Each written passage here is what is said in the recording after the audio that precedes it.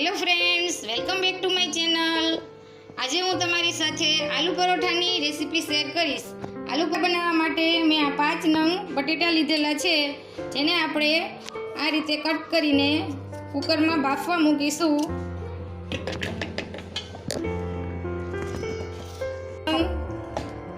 મેં આ 5 નંગ બટેટા લીધેલા છે, જેમાં આપણે પાણી મૂકીશું.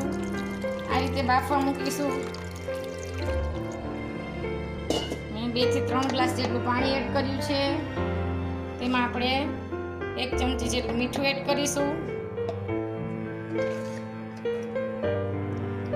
આપણે કુકર બંધ કરી દઈએ અને ગેસની ફ્લેમ ચાલુ કરી દઈએ. બટેટા બફાય ત્યાં સુધીમાં આપણે પરોઠાનો લોટ બાંધી લઈશું. જેના માટે મેં 2 બાઉલ જેટલો લીધેલો છે, જેને આપણે ચાળી લઈશું.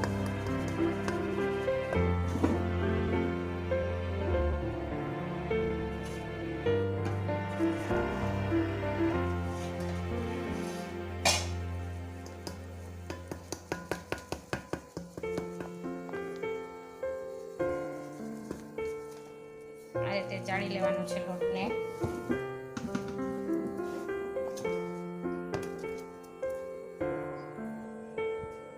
પરોઠાના લોટમાં આપણે 1.5 સ્પૂન જેટલું મીઠું એડ કરીશું.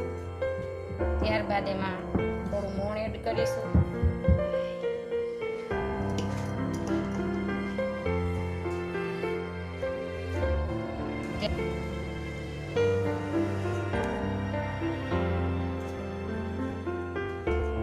તેલ એડ કરી દીધું છે.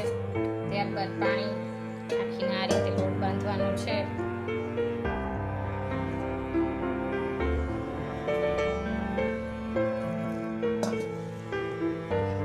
આપણે સાદા શાક સાથે પરોઠા ખાવા માટે કરતા હોઈએ ત્યારે તેમાં જીરું એડ કરીએ છીએ, પણ આલુ પરોઠામાં બનાવીએ ત્યારે જીરું એડ કરવાનું નથી, કેમ કે જીરું એડ કરવાથી પરોઠા ફાટી જશે અને સરખા વણવામાં ફાવશે નહીં, કેમ કે તેમાં મસાલો ભરવાનો હોય છે.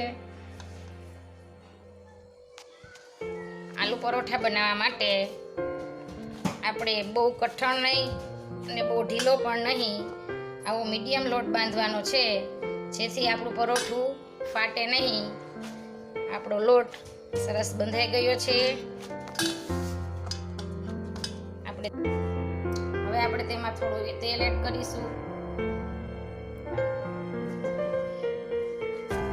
અને આ રીતે મસળવાનું છે લોટને.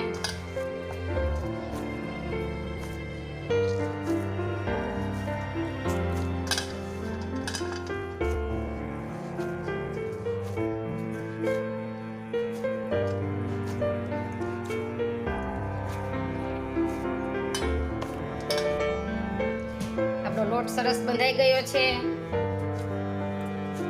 હવે આપણે લોટને થોડી વાર રેસ્ટ દેવાનો છે.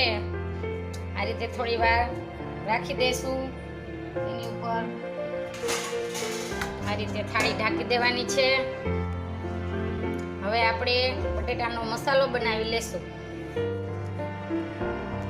હવે આપણે 5 નંગ જેટલા બટેટા બાફેલા હતા તેનો આપણે આ રીતે છૂંદો કરી નાખશું.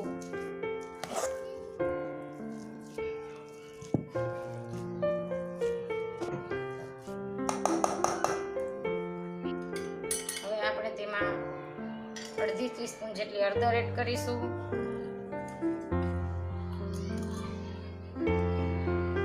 1 થી 1.5 સ્પૂન જેટલું મરચું એડ કરીશું. 1 સ્પૂન ધાણા જીરું એડ કરીશું. ધાણા એડ કરીશું.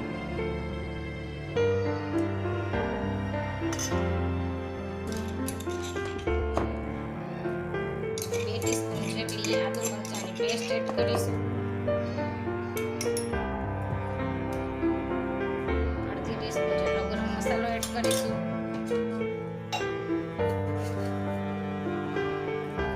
1 ટીસ્પૂન જેટલી ખાંડ એડ કરીશું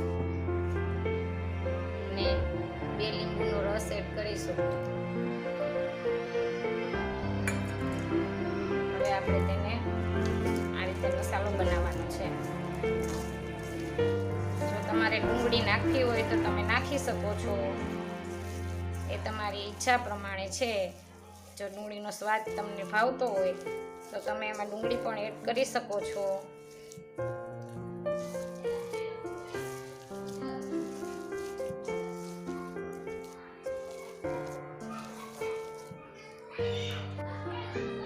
મીઠું બટેટામાં બાફવામાં નાખેલું હતું, તેથી સ્વાદ ચાખી અને પછી મેં 1 ટીસ્પૂન જેટલું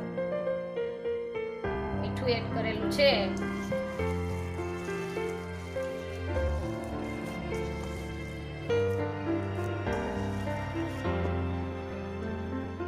બટેટાનો મસાલો રેડી થઈ ગયો છે, તમે જોઈ શકો છો મિત્રો.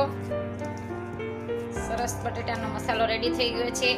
આ બટેટાનો મસાલો જેમ ઠંડો હશે તેમ આલુ પરોઠા સરસ થશે, આલુ પરોઠા ફાટશે નહીં.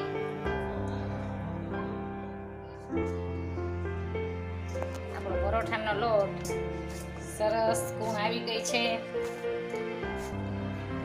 થોડી વાર પહેલા મેં અડધો કલાક જેવા પહેલા બાંધીને રાખી દીધેલો હતો.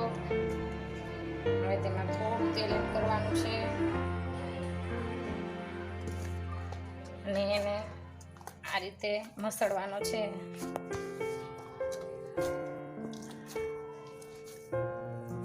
લોટ બહુ કઠણ બાંધવાનો નથી. હવે આપણે તેને આ રીતે લુવા બનાવી લઈશું.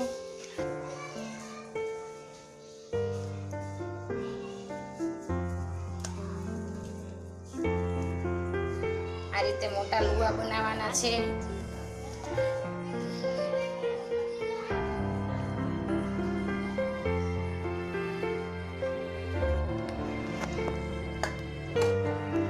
હવે આપણે તેને વણી લઈશું.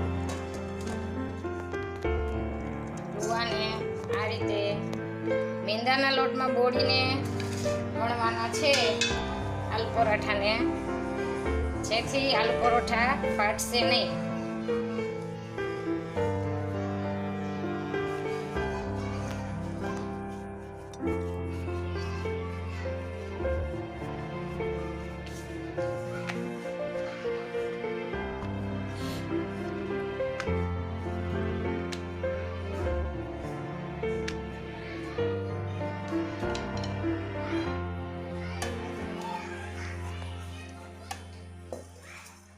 આ રીતે તેમાં એક સાઈડ મસાલો એડ કરવાનો છે. આ રીતે મસાલો પાથરી દઈશું. આલુ પરોઠામાં જેમ મસાલો વધારે હશે તો જ ખાવાની મજા આવશે.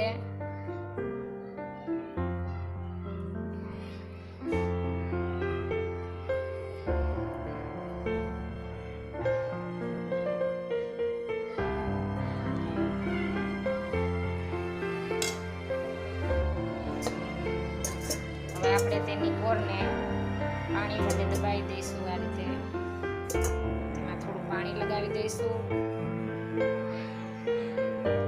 હવે તેને આ રીતે બધી સાઈડથી પેક કરી દેવાનું છે.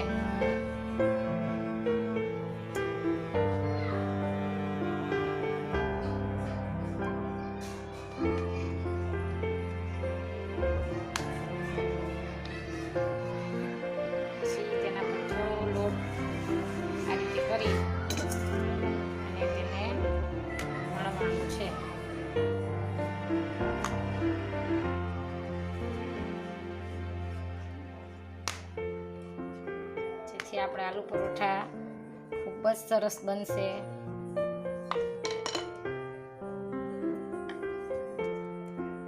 હવે આપણે તેને શેકી લઈશું. હવે આપણું પરોઠું રેડી થઈ ગયું છે. હવે તેને આપણે લોઢી ઉપર આ રીતે શેકીશું.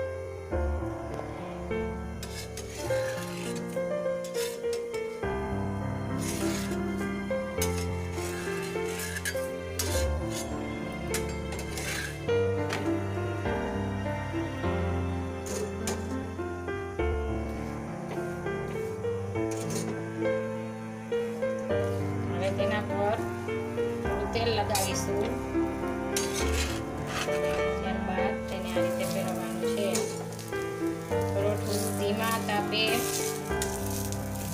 બ્રાઉન કલરનું થાય ત્યાં સુધી ચોળવાનું છે, જેથી પરોઠું પણ કાચું ના રહે અને અંદરનો મસાલો પણ બરાબર સેટ થઈ જાય, તો જ પરોઠાનો સ્વાદ આવશે.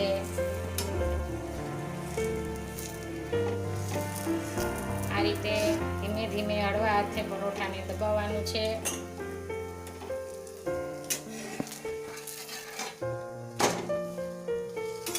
આપણું પરોઠું સરસ શેકાવા માંડ્યું છે. આ રીતે પરોઠું બનાવવાથી પરોઠામાં મસાલાનું પ્રમાણ વધારે રહે છે, તેથી ટેસ્ટમાં પણ ખૂબ જ સરસ લાગે છે.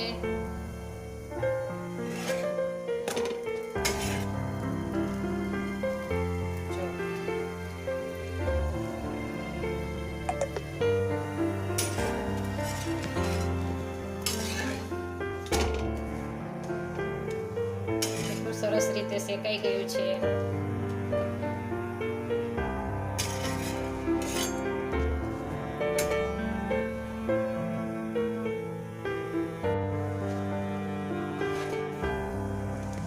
જો આપણું પરોઠું કેટલું સરસ ફૂલી ગયું છે, તમે જોઈ શકો છો મિત્રો, અને ખૂબ જ સરસ શેકાઈ ગયું છે. હવે આપણે તેને સર્વિંગ ડીશમાં કાઢી લઈશું.